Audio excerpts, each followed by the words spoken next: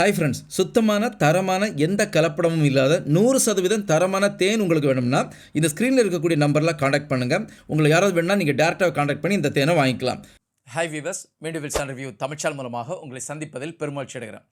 இன்றைக்கி நம்ம ரிவ்யூவில் கார் வச்சிருக்கக்கூடியவங்க அல்லது புதுசாக கார் வாங்கணும்னு பிளான் பண்ணக்கூடிய யாராக இருந்தாலும் அவங்க கவனிக்க வேண்டிய மிக முக்கியமான 5 அம்சங்கள் பற்றின ஒரு டீட்டெயில் ரிப்போர்ட் தான் கொடுக்க போகிறோம். இது வரைக்கும் நம்ம சேனலை சப்ஸ்கிரைப் பண்ணாதவங்க தயவுச்சு சப்ஸ்கிரைப் பண்ணிக்கோங்க. கார்கள் பற்றி செய்திகள், ரிவ்யூஸ், கம்பேரிசன் எல்லாமே உங்களுக்காக நம்ம டெய்லி கொடுத்துக்கிட்டு இருக்கோம். இப்போ கார் வச்சிருக்கக்கூடியவங்க அல்லது கார் வாங்குறது பிளான் பண்ணக்கூடியவங்க கவனிக்க வேண்டிய மிக முக்கியமான 5 அம்சங்கள் என்ன அப்படிங்கிறத பார்க்கலாம். இதில் முதலாவது மிக முக்கியமான விஷயம் என்ன அப்படின்னு பார்த்தீங்கன்னா, இன்றைக்கி நம்ம எல்லாருமே ஒரு ஸ்டாண்டர்டான இன்சூரன்ஸ் எடுக்கிறோம். அந்த இன்சூரன்ஸில் நாம் எப்போவுமே கவனத்தில் எடுக்காமல் இருக்கக்கூடியது ஜீரோ டிப்ரிசியேஷன் வேல்யூ கவர் இருக்கா இல்லையா அப்படிங்கிறது.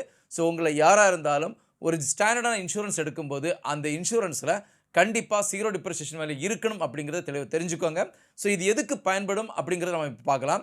இன்றைக்கி இந்தியன் கார் மார்க்கெட்டை பொறுத்த வரைக்கும் நமக்கு நல்லா தெரியும், ஒவ்வொரு காருடைய அக்சசரிஸ் அல்லது அதனுடைய பார்ட்ஸை பொறுத்த வரைக்கும் மாதத்துக்கு ஒரு முறை அல்லது மினிமம் 3 மாதத்துக்கு ஒரு முறை இந்த பார்ட்ஸோட விலைகள் எல்லாமே ஏறிக்கிட்டு இருக்குது. ஒரு குறிப்பாக ஜனவரி மாதம் 2025 ஒரு காரினுடைய ஒரு பார்ட்டினுடைய விலை 1000 இருந்ததுன்னா, அதே மார்ச் மாதத்தில் பார்த்தீங்கன்னா அந்த 1000லேருந்து அது 1200 மாறி இருக்கும். இயருடைய எண்டில் போகும்போது உங்களுக்கு கண்டிப்பாக அது 1500 வரைக்கும் மாறதுக்கான வாய்ப்புகள் பெருசாக இருக்கும். காரினுடைய விலையேற்றத்தை அவங்க வெளியே சொல்லுவாங்க, ஆனால் அவங்களுடைய உதிரிப்பாங்களுடைய விலையேற்றத்தை கண்டிப்பாக எந்த ஒரு கார் கம்பெனிகளும் வெளியே சொல்கிறது கிடையாது. பிஹைண்ட் த சீன் எப்போவுமே இதனுடைய ப்ரைஸ் ரேஞ்சுங்கிறது வேறு லெவலில் ஏறிக்கிட்டே இருக்கும். ஸோ நாம் எங்கே இதில் அடி வாங்குவோம் அப்படின்னு பார்த்தீங்கன்னா, ஒன்ஸ் நீங்கள் இன்சூரன்ஸ் கிளைம் பண்ணும்போது எப்போவுமே அவங்க டிப்ரிசியேஷன் வேல்யூ எடுத்து தான் இன்சூரன்ஸை கிளைம் பண்ணுவாங்க. அதாவது நீங்கள் இன்சூரன்ஸ் ஜனவரி மாதம் எடுத்திருக்கீங்க அப்படின்னா நவம்பர் மாதத்தில் நீங்கள் கிளைம் பண்ணும்போது ஜனவரி மாதத்தில் அந்த பார்ட்ஸுடைய விலை என்ன இருக்குது அப்படிங்கிறத தெரிஞ்சுக்கிட்டு அந்த விலையில் தான் உங்களுக்கு அப்போ இன்சூரன்ஸ் கவரை கொடுப்பாங்களே தவிர விலை எவ்வளோ ஏறி இருக்கோ அந்த விலையேற்றத்துக்கு உண்டான கவர் உங்களுக்கு தரமாட்டாங்க. அந்த அமௌண்ட்டை நீங்கள் கையிலேருந்து கட்டுறது மாதிரி இருக்கும். இதனால் எப்போவுமே ஒரு ஸ்டாண்டர்ட் இன்சூரன்ஸ் நீங்கள் எடுக்கும்போது இதில் ஜீரோ டெப் இன்சூரன்ஸ் கவர் இருக்கா இல்லையா அப்படிங்கிறத முழுமையாக தெரிஞ்சுக்கிட்டு எடுக்கிறது உங்களுக்கு ஒரு பாதுகாப்பான விஷயமா இருக்கும்.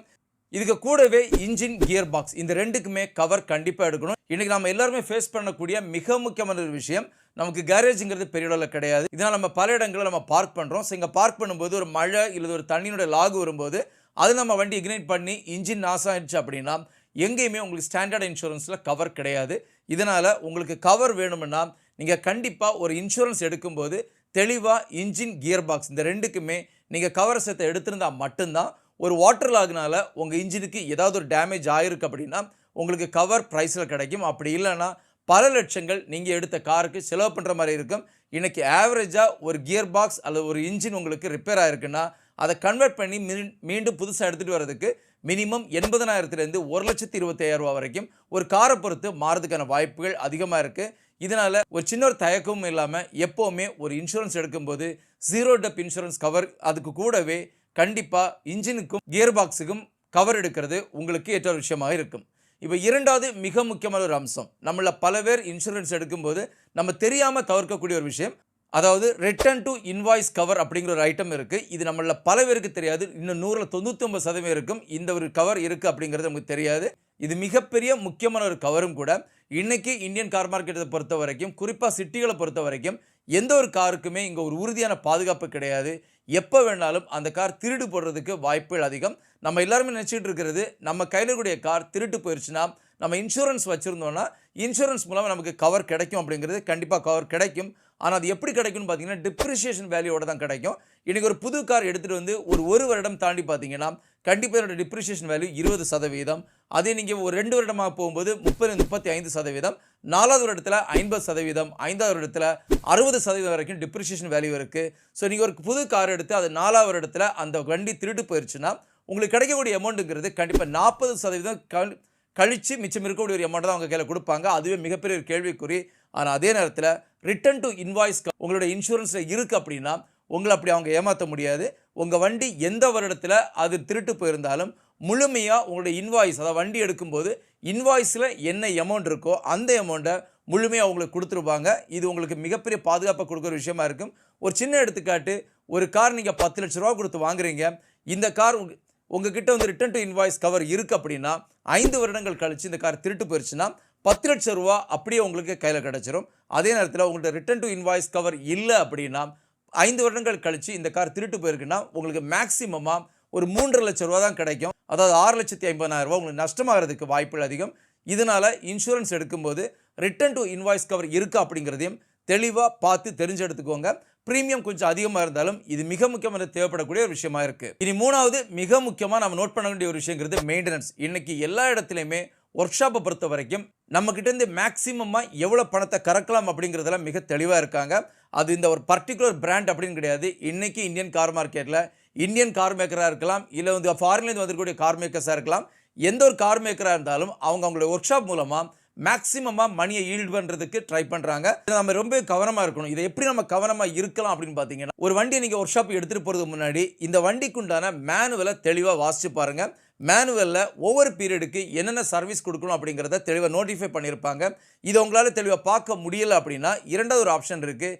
இன்றைக்கி எல்லா மேனுஃபேக்சருமே அவங்களுடைய வெப்சைட்டில் அவங்களுக்கு உண்டான கார்களுக்கு எப்பப்போ பீரியடிக்கல் மெயின்டெனன்ஸ் வரும், அந்த பீரியடிக் மெயின்டெனன்ஸ் என்ன காஸ்ட் வரும், அந்த காஸ்ட்டுக்கு என்னென்ன பிரேக் டவுன் நம்ம சேஞ்ச் பண்ணணும் அப்படிங்கிற கிளியர் கட் லிஸ்ட்டை கொடுத்துருக்காங்க. இதை தெளிவாக நீங்கள் ஒவ்வொருத்தரும் அவங்களுடைய வெப்சைட்லேயோ அல்லது அந்த ரெப்ரஸன்டேட்டிவ்கிட்டையோ வண்டி வாங்கும்போதே தெளிவாக எடுத்து கையில் வச்சுக்கோங்க. இதன் மூலமாக உங்களுக்கு மூணாவது சர்வீஸ் எப்போ வரும், மூணாவது சர்வீஸோட காஸ்ட் என்ன, அதில் என்னென்ன விஷயங்கள் சேஞ்ச் பண்ணுவாங்க அப்படிங்கிறத உங்களாலே தெரிஞ்சுக்க முடியும். இப்படி தெரிஞ்சுக்கிட்டு நீங்கள் ஒர்க் ஷாப்புக்கு வண்டி எடுத்துகிட்டு போகும்போது அங்கே உங்களை தேவையில்லாமல் ஏமாற்ற மாட்டாங்க. இன்றைக்கி இந்தியன் கார் மார்க்கெட்டில் நடந்துகிட்டு இருக்கக்கூடிய மிக முக்கியமான மோசடி என்ன அப்படின்னு பார்த்தீங்கன்னா, எந்த ஒரு ஒர்க் ஷாப்புக்கு நீங்கள் வண்டி எடுத்துகிட்டு போனாலும் அங்கே என்ன பண்ணுவாங்கன்னா, இம்மீடியட்டாக ஒரு பெரிய இன்ஸ்பெக்ஷனை போட்டு ஒரு பெரிய செக்லிஸ்ட்டோடு உங்ககிட்ட வருவாங்க. பிரேக் காலிபர்ஸினுடைய ஆயில் சேஞ்ச் பண்ணணும், இன்ஜெக்ஷனை மாற்றணும், இல்லை டயரில் பிரேக்கில் ப்ராப்ளம் இருக்குது, இன்ஜின் மவுண்டில் ப்ராப்ளம் இருக்குது, இப்படி பல விதமான ப்ராப்ளம்ஸ் அவங்க அடிக்கிட்டே போவாங்க. நமக்கு புரியாத லாங்குவேஜில் அவங்க பேசுவாங்க. ஸோ இப்படி நம்ம பல விதத்தை சொல்லும்போது நமக்குமே அதில் பெரிய அளவில் ஐடியா இருக்காது. இதனால் நம்ம ஆட்டோமேட்டிக்காக மேக்ஸிமமான அமௌண்ட்டை கொடுத்து நம்முடைய காரை சர்வீஸ் பண்ணி எடுக்கிறதுக்கு வாய்ப்பு அமைஞ்சிரும். இது மிகப்பெரிய ஒரு தவறு. எப்போவுமே ஒரு கார் 50,000 கிலோமீட்டர் ஓடி இருக்குன்னா இதில் என்னென்ன சர்வீஸ் பண்ணணும் அல்லது என்னென்ன விஷயங்களை மாற்றணும் அப்படிங்கிற கிளியர் கட் டீட்டெயில் அவங்களுடைய மேனுவலில் இருக்கும், அப்படின்னா அவங்களோட வெப்சைட்டில் இருக்குது. இதை தெளிவாக தெரிஞ்சுக்கிட்டு அவங்கக்கிட்ட எனக்கு இந்தந்த விஷயங்கள் மாற்றினா போதும் அப்படிங்கிறத நீங்கள் உறுதிப்பட சொன்னீங்கன்னா அவங்க அந்த லைனில் வருவாங்க. இன்னொரு மிக முக்கியமான விஷயம் இருக்குது. ஒரு சின்ன எக்ஸாம்பிள் நான் சொல்லணும்னா, கிளச் பிளேட்டில் ஸ்க்ராட்ச் ஆகிருக்கு அல்லது கிளச் பிளேட் வந்து மொத்தமாக தேஞ்சு போயிருச்சு, மாற்றணும்னு சொல்லுவாங்க. அப்படி இருக்கும்போது நீங்கள் அவங்கக்கிட்ட கேட்கலாம். ஸோ நீங்கள் சென்ஸ் பண்ணியிருக்கீங்க, இந்த கிளச் பிளேட்டினுடைய ப்ராப்ளம் என்ன, எத்தனை பெர்சன்டேஜ் அதை வந்து அடி வாங்கியிருக்கு அப்படிங்கிறத நீங்கள் கேட்கலாம். இதே மாதிரி மேனுவலில் பார்த்தீங்கன்னா அவங்க கிளியர் கட்டாக கொடுத்துருப்பாங்க. கிளச் பிளேட் வந்து 20% வரைக்கும் இது வந்து ஸ்க்ராட்ச் ஆகலாம் அல்லது ஒரு டிஃபெக்ட் ஆகலாம் அப்படிங்கிற நோட்டிஃபிகேஷனை கொடுத்துருக்காங்கன்னா அதை கிளியர் கட்டாக எடுத்துக்கிட்டு உங்களுடைய சென்சாரில் வந்து 17% தான் இருக்குது, இன்னும் 3% மிச்சம் இருக்குன்னா அடுத்த ஒரு 6 மாதம் கழித்து கூட உங்களால் அந்த விஷயத்தை மாற்றிக்க முடியும். இப்படி தெளிவாக நீங்கள் மேனுவலை வாசிக்கிட்டு அல்லது வெப்சைட்டில் போய் இன்ஃபர்மேஷன் எடுத்துக்கிட்டு அவங்கக்கிட்ட பேசுனீங்கன்னா உங்களுக்கு மேக்ஸிமமாக மணியை சேவ் பண்ண முடியும். அப்படி இல்லைன்னா உங்ககிட்ட இருந்து ஒர்க் ஷாப் அத்தாரிட்டிஸ் மேக்ஸிமமான பணத்தை எடுத்துகிட்டு போகிறதுக்கான வாய்ப்புகள் அதிகம். நாலாவது மிக முக்கியமான விஷயம் என்ன அப்படின்னு பார்த்தீங்கன்னா, எந்த ஒரு வண்டியை பொறுத்த வரைக்கும் ஆயில் சேஞ்சுங்கிறது ஒரு பெரிய விஷயம். இன்றைக்கி ஆயில் சேஞ்சை பொறுத்த வரைக்கும் நீங்கள் எந்த ஒரு ஒர்க் ஷாப்பில் எடுத்துகிட்டு போனாலும் அங்கே 2 விதமான ஆயில் இருக்கும். அதாவது மினரல் ஆயில் கூடவே சிந்தட்டிக் ஆயில். எல்லாருமே சொல்லக்கூடியது மினரல் ஆயில் வேண்டாம், சிந்தட்டிக் ஆயில் போடுங்க, சிந்தட்டிக் ஆயில் தான் காருக்கு நல்லது. மினரல் ஆயில் போட்டால் கண்டிப்பாக நல்லது கிடையாது. மினரல் ஆயில் இன்றைக்கி வந்து டிவிஎஸ் 50 மாதிரிப்பட்ட சின்ன சின்ன பைக்குகளுக்கும் சைக்கிளுக்குமே யூஸ் பண்ணக்கூடிய விஷயம். இதை நம்ம போட வேண்டாம், காருக்கு எப்போவுமே சிந்தட்டிக் தான் போடணும் அப்படின்ட்டு எல்லா ஒர்க் ஷாப்பில் இருக்கக்கூடிய அத்தாரிட்டிஸும் சொல்லுவாங்க. அது தேவையே கிடையாது. உங்களுடைய வண்டிக்கு என்ன விஸ்காசிட்டியில் ஆயில் போடணும் அப்படிங்கிற டீட்டெயில் கார்னுடைய மேனுவலில் கொடுத்துருப்பாங்க. அதை தெளிவாக தெரிஞ்சுக்கிட்டு இந்த விஸ்காசிட்டி மினரல் ஆயில் கொடுக்கணும்னா நீங்கள் மினரல் ஆயிலை யூஸ் பண்ணிக்கலாம். ஏன்னா மினரல் ஆயிலோடையும் சிந்தட்டிக் ஆயிலுங்கிறது 3 to 4 டைம்ஸ் இதனுடைய காஸ்ட் அதிகமாக இருக்கும். இவ்வளோ பெரிய காசை கொடுத்து நம்ம மாற்ற வேண்டிய தேவை கண்டிப்பாக கிடையாது. என்னை பொறுத்த வரைக்கும் இன்றைக்கி இந்தியன் கார் மார்க்கெட்டில் இருக்கக்கூடிய மேக்ஸிமமான எல்லா கார்லையுமே நம்மளால் மினரல் ஆயில் யூஸ் பண்ண முடியும். நீங்கள் ஜெர்மன் இன்ஜின்லாம் இருக்கக்கூடிய காரில் வேணால் நீங்கள் சிந்தட்டிக் ஆயில் யூஸ் பண்ணலாம். அது மற்ற ஜாப்பனீஸ் கார் இல்லை கொரியன் கார் இந்தியன் கார் எல்லாத்துலேயுமே நமக்கு மினரல் ஆயிலே தாராளமாக போதும் அப்படிங்கிறது என்னுடைய கருத்து. இரண்டாவது இன்னொரு மிக முக்கியமான ஏமாற்று வேலை என்ன நடந்துக்கிட்டு இருக்குன்னா, எந்த ஒரு கார் எடுத்தாலும் நீங்கள் கரேஜுக்கு போனீங்கன்னா அங்கே நைட்ரஜன் ஏர் தான் ஃபில் பண்ணணும்னு சொல்லுவாங்க. ஏர் ஃபில்லிங்கை பொறுத்த வரைக்கும் நைட்ரஜன் ஏர் தான் ஃபில் பண்ணணும்னு கண்டிப்பாக கிடையாது. நார்மல் ஏர் கூட நம்மளால் ஃபில் பண்ணிக்க முடியும். நார்மல் ஏருக்கும் நைட்ரஜன் ஏருக்கும் இருக்கக்கூடிய வித்தியாசங்கிறது ரொம்பவே மினிமம் தான். நீங்கள் நார்மல் ஏர் ஃபில் பண்ணுறீங்கன்னா இதுலேயுமே 78% நைட்ரஜன் இருக்குது, 20% ஆக்சிஜன் இருக்கும், 2% நார்மல் அதர் கேஸஸ் இருக்கும். ஸோ இதன் மூலமாக 77% இங்கே நைட்ரஜன் தான் இருக்குது. நீங்கள் நைட்ரஜன் ஏரை ஃபில் பண்ணும்போது 100 நைட்ரஜன் ஏரை ஃபில் பண்ணுறீங்க. இது எந்த விதத்திலுமே பெரிய அளவிலான மாற்றங்கள் கிடையாது. முழுமையாக நைட்ரஜன் யூஸ் பண்ணால் கண்டிப்பாக நல்ல விஷயம் தான், அப்படி இல்லைன்னு கிடையாது. ஆனால் பெரிய அளவிலான சேஞ்சஸ் இருக்குமான்னு கேட்டிங்கன்னா கண்டிப்பாக கிடையாது. நீங்கள் நார்மல் ஏர் கூட ஃபில் பண்ணி எவ்வளோ பெரிய லாங் ஜர்னியும் உங்களால் உங்கள் வண்டியை ஓட்ட முடியும். இதனால் ரூ. 200 எக்ஸ்ட்ரா கொடுத்து நீங்கள் நைட்ரஜன் ஏர் ஃபில் பண்ணணுங்கிற தேவை கிடையாது. நீங்கள் ரூ. 50 கொடுத்து நார்மல் ஏரை கூட உங்கள் வண்டிக்கு ஃபில் பண்ணிட்டு போகலாங்கிறது என்னுடைய கருத்து. 3வது மிக முக்கியமான விஷயம் இந்த 4வது செக்மெண்ட்டில் என்ன அப்படின்னு பார்த்தீங்கன்னா ஃபியூவல். இன்றைக்கி பல இடத்துல பல பேர் பண்ணக்கூடிய அது தவறு கிடையாது. நம்மளோட தேவையில்லாமல் நம்மளுடைய காசு போகிறது. ப்ரீமியம் ஃபியூவல்ஸை வந்து அதிகமாக காரில் பயன்படுத்துகிறாங்க. ப்ரீமியம் ஃபியூவல் எதுவுமே பயன்படுத்த வேண்டிய தேவையில்லை. நீங்கள் ஸ்போர்ட் எலமெண்ட் இருக்கக்கூடிய கார் ஓட்டுறீங்கன்னா மட்டும் ப்ரீமியம் ஃபியூல் யூஸ் பண்ணலாம். அது இல்லாமல் நார்மல் கார் எல்லாத்துக்குமே நமக்கு நார்மலான ஃபியூலே போதும் அப்படிங்கிறதும் ஒரு உண்மையான விஷயம். இது எனக்கு யங்ஸ்டர்ஸ் நிறைய பேருக்கு தெரியறது இல்லை. அப்படி தெரியாமல் ப்ரீமியம் ஃபியூலை போட்டு காசு கரையாகிட்டு இருக்காங்க. அது கண்டிப்பாக தேவையில்லை. நீங்கள் யூஸ் பண்ணக்கூடிய கார் ஸ்போர்ட் எலமெண்ட் இருக்கக்கூடிய காராக இருந்ததுன்னா மட்டும் ப்ரீமியம் ஃபியூவல் போதும். அது இல்லாமல் நார்மல் ஃபியூலே தாராளம் போதும். இப்போ இந்த வீடியோவில் 5வது மிக முக்கியமான அம்சம் என்ன அப்படின்னு பார்த்தீங்கன்னா லோன். இன்னைக்கு லோனை பொறுத்த வரைக்கும் பல பேர் பல விதமாக லோன் எடுக்கிறாங்க.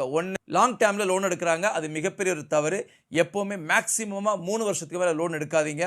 3 வருஷத்துக்கு மேலே லோன் எடுக்கிறீங்கன்னா உங்களுக்கு உங்களுடைய கார் வாங்குறது மிகப்பெரிய நஷ்டத்தை கொடுக்கும் அப்படிங்கிறது நம்ம பல வீடியோஸில் போட்டிருக்கோம். இங்கேயுமே நான் ரிஜிஸ்டர் பண்ணிக்கிறேன். நீங்கள் லோனோட பீரியடுங்கிறது மேக்ஸிமம் 3 வருஷம் வச்சுக்கோங்க.